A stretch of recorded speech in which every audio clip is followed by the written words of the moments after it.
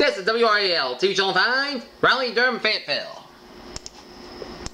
This is WRAL-TV-5, Raleigh, Durham, Fayetteville. From your 24-hour news source, this is the 11 o'clock news. This is the 6 o'clock report. Donna Gregory, meteorologist Greg Fischel, and Tom Suter with sports. This is WRAL-TV-5 News.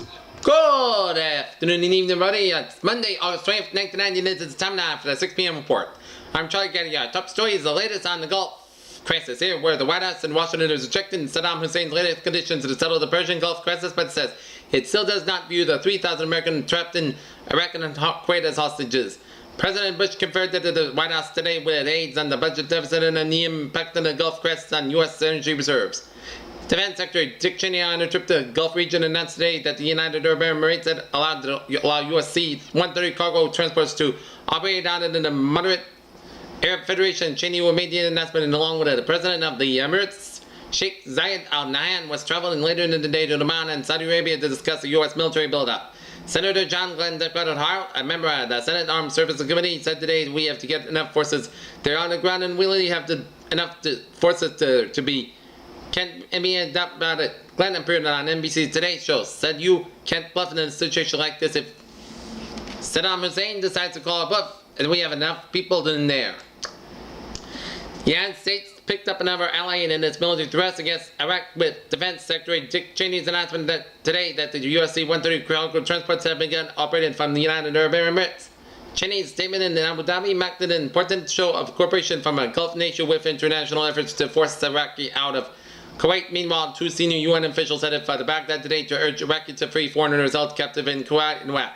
UN Secretary General Javier Perez de Cadair and Saddam Hussein requested that the envoys be sent. Iraq said today that diplomats who fall close to their missions in Kuwait said Friday that it would be treated as any other foreign citizen, but in London the Foreign Office said Britain will attempt to keep an embassy in Kuwait. On Sunday, Saddam offered its free foreigners into the United States would withdraw its forces from the Persian Gulf region and guarantees that economic embargo will be lifted. U.S. officials dismissed the offer, and he later said he would be free citizens of the nation that remain neutral to the conflict, including those of Austria, Switzerland, Sweden, Finland, and Portugal. They account for about 800 out of 21,000 foreigners in Iraq and Kuwait. The record international anxiety over the fate of the remaining foreign captives, including 3,000 Americans and 4,000 Britons, held almost 3 weeks. In all, there are about 21,000 foreigners in Kuwait and Iraq.